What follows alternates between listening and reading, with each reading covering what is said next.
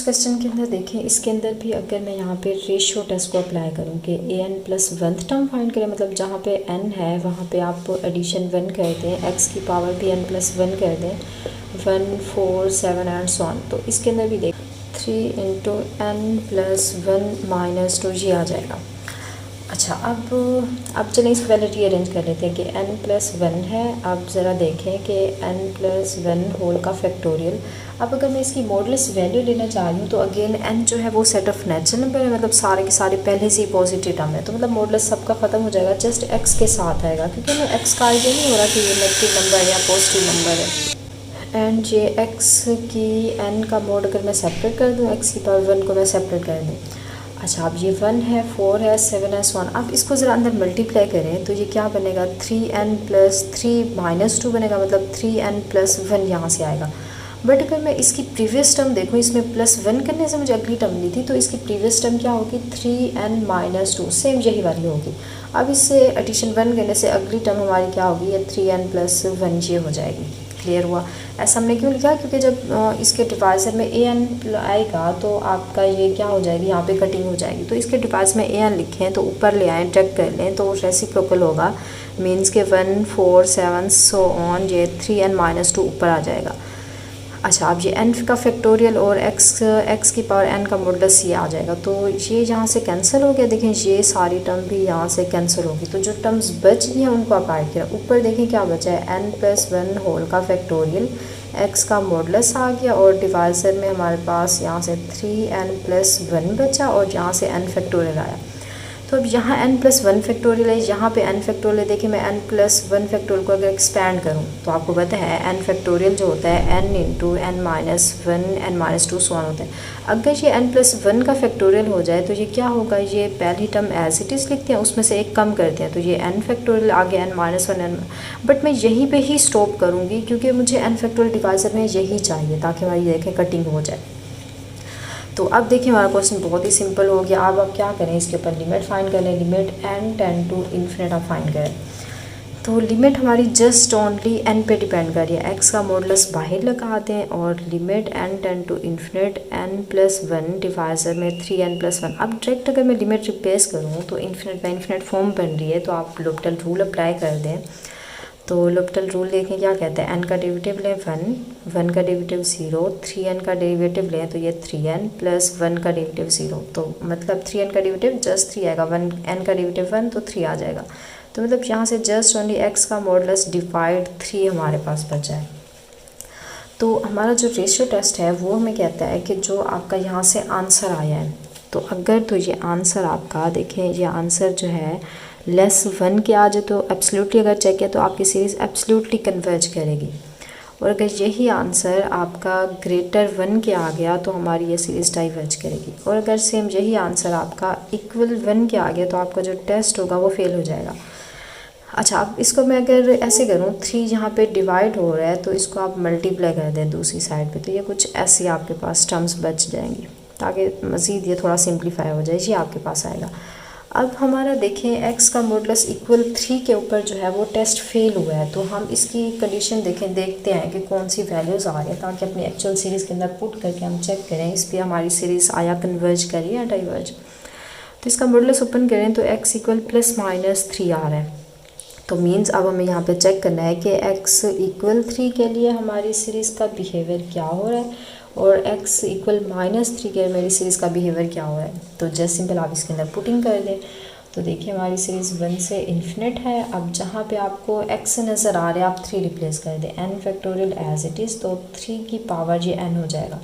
अब डिवाइज़र में भी terms as it is 3n minus 2 ये आ जाएगा, तो ये आपकी सीरीज़ बन गया। अब इस सीरीज़ को आपने बताना है क्या ये कन्वर्ज करी या डाइवर्ज करी है। सेम यहाँ से भी देखें, 1 से इन्फिनिट हो गया, यहाँ पे n फैक्टोरियल, अब माइनस 3 की पावर n है। इस सीरीज़ को हमने बताना है कि क्या ये कन्वर्ज करी है या हमारी डाइवर्ज करी है, ये हमारा न्यू पर्पज़ है।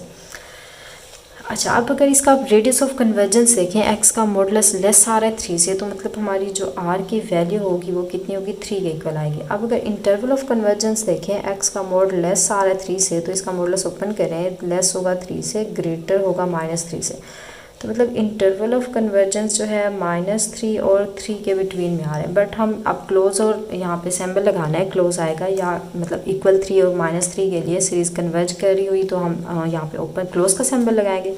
अगर ये डाइवर्ज कर रही तो हम क्लोज का सिंबल लगाएंगे। तो इस चीज़ को चेक करने के लिए देखिए यहाँ पे मैं टेस्ट, अगर रेशो वैसे इस पर आसान होता बट रेशो टेस्ट ही हमारा फेल हुआ है तो किसी और टेस्ट की तरफ मूव करना पड़ेगा। अच्छा, इसकी लिमिट फाइंड करके देखें क्या limit n tend to infinite, ताकि हमारा डाइवर्जेंट टेस्ट है में भी इसमें होल्ड कर जाए। तो हमारे यहाँ पे क्या है, n फैक्टोरियल है, 3 की पावर n है, 1 4 7 एंड सो ऑन 3n-2 आ रहा है। तो इस पे लिमिट अप्लाई करिए। आप ऐसे करें फैक्टोरियल को यहाँ पे एक्सपैंड कर लें कि 3 की पावर n मैं स्टार्ट में एज इट इज़ लगा दूँ, n फैक्टोरियल को एक्सपैंड करें तो n into n-1 n-2 n-3 and so on जी आएगा। तो एंड पे जो नंबर्स आते हैं आपके क्या होते हैं, 2 तक ओपन किया तो यहाँ पे 2 आएगा, 1 आएगा, n-3 करें तो यहाँ पे 3 भी आ जाएगा एंड सो ऑन।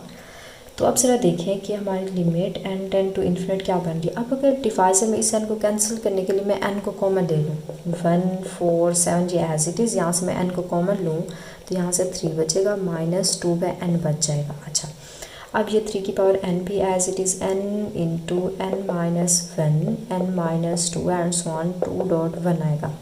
तो अब ज़रा देखें n से कैंसिल हो गया। अब अगर मैं इसके ऊपर डायरेक्ट लिमिट को रिप्लेस करूँ तो देखें क्या बन रहा है।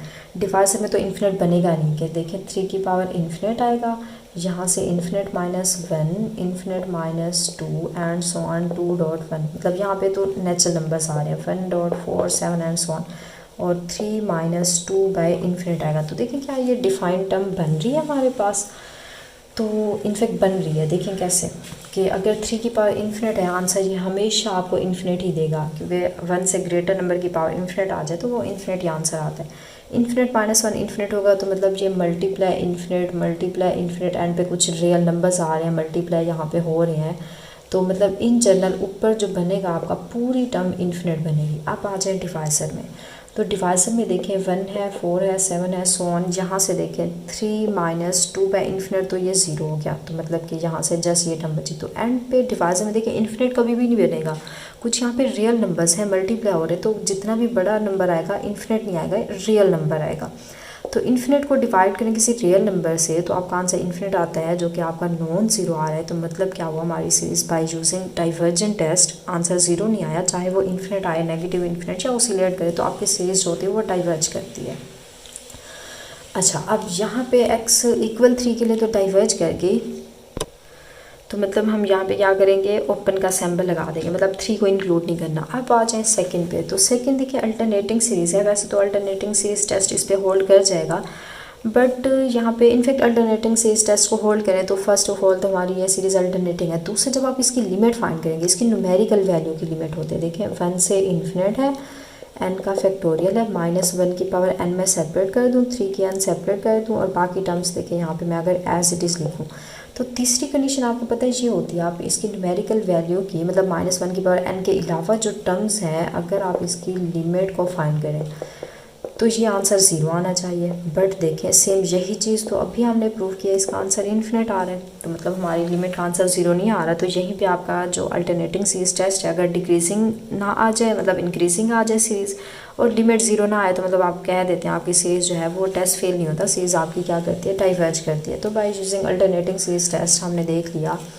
कि ये हमारी सीरीज़ जो है इक्वल -3 के लिए डाइवर्ज करे, या आप इसके ऊपर डाइवर्जेंट टेस्ट भी यूज़ कर दें। माइनस होने की वजह से कभी आंसर नेगेटिव इन्फिनिट आएगा, कभी प्लस इन्फिनिट आएगा, क्योंकि इसका आंसर जो था वो इन्फिनिट आ रहा था। इसमें एक्स्ट्रा कंडीशन क्या आ रही है, अगर इसको आप देखें सेपरेट करें तो एक्स्ट्रा कंडीशन जी आ रही है -1 की पावर n। तो अगर -1 की पावर n सेट ऑफ यहाँ पे जो बहुत बड़ा नंबर इन्फिनिट है, अगर ये इवन नंबर आया तो आपका जो होगा आंसर यहाँ से +1 आएगा तो इन्फिनिट आ जाएगा। अगर -1 की पावर ऑड नंबर आ गया तो नेगेटिव इन्फिनिट आएगा। तो इस तरह के क्वेश्चन पहले बहुत दफ़ा हमने किया है, तो फिर भी आपकी सीरीज़ डाइवर्ज करेगी। कहने का ये मतलब है कि इसके ऊपर भी आपका क्या आएगा, ओपन का सिंबल आएगा, -3 और 3 दोनों के लिए हमारी सीरीज़ जो है वो डाइवर्ज करे, तो मतलब आप डाइवर्जेंट का केस के अंदर ये इक्वल आ जाएगा। इस इंटरवल पे सीरीज़ आपकी डाइवर्ज कर रही है, और अगर r = 3 जो है रेडियस ऑफ कन्वर्जेंस आ रहा है, i जो है इंटरवल ऑफ कन्वर्जेंस आपके पास ये आ रहा है।